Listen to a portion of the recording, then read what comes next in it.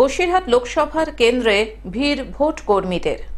লোকসভার শেষ দফার নির্বাচনে সীমান্ত থেকে সুন্দরবনের বিভিন্ন প্রান্তের বুথে যাওয়ার জন্য বসিরহাট লোকসভার 7টি ডিসিআরসি কেন্দ্রে ভিড় জমিয়েছেন ভোটকর্মীরা। আগামীকাল 1 জুন অষ্টাদশ লোকসভার শেষ দফার নির্বাচন বসিরহাটে। এই বসিরহাট লোকসভার একদিকে যেমন রয়েছে বাংলাদেশের সঙ্গে সীমান্তবর্তী এলাকা, অন্যদিকে রয়েছে সুন্দরবনের বিস্তীর্ণ নদী নালায় ভর্তি দ্বীপাঞ্চল। সেই সমস্ত কেন্দ্রে এবার ভোটকর্মীরা একে একে ইভিএম মেশিন ও ভিভিপ্যাট নিয়ে পৌঁছে যাচ্ছেন বসিরহাটের 3 পৌর এলাকা অর্থাৎ বাদুরিয়া, টাকি ও বসিরহাটের বিভিন্ন বুথগুলিতে। অন্যদিকে রায়মঙ্গল, বিদ্যাধরী, ডাসা ও কালিন্দী ধরে নদী পেরিয়ে পৌঁছে যাচ্ছেন সুন্দরবনের সন্দেশখালী, হিঙ্গলগঞ্জ ও হাসনাবাদের বিভিন্ন প্রান্তে।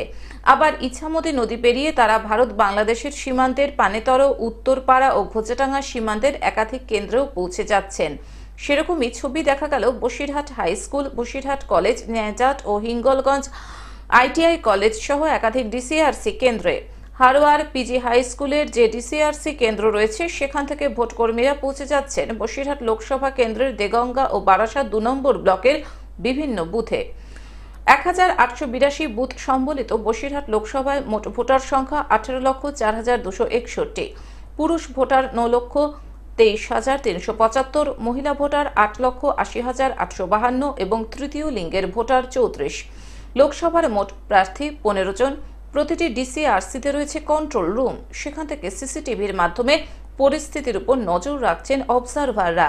Basirhat parliamentary constituency P-1 day আছে, কালকে আপনারা জানেন কি পোল আছে, তো ওই কারণ সমস্ত এসিতে 7 এসিতে আজকে ডিসি হচ্ছে, যেখানে সমস্ত পোলিং পার্টিরা এসে মোবাইল রেজিস্ট্রেশন করছে, ইভিএম কালেক্ট করছে, ইভিএম ম্যাটেরিয়ালস কালেক্ট করে আজকে পোলিং স্টেশনে রওনা হয়ে যাবে। আজকেই তাহলে পুরো পোলিং স্টেশন এইসব রেডি করে আপনারা সমস্ত পোলিং স্টেশনতে আপনারা জানেন এবার ওয়েবকাস্টিং হচ্ছে, 100% ওয়েবকাস্টিং কভারেজ হচ্ছে, তো সব আজকে রেডি হয়ে যাবে। কালকে আমি আশা করি খুবই স্মুথ পোল হবে, কোনো সমস্যা হবে না। বসিরহাট থেকে সৌমাভু মণ্ডলের রিপোর্ট, গ্লোব নিউজ। এখন থেকে গ্লোব টিভি দেখুন আপনার স্মার্টফোনেও।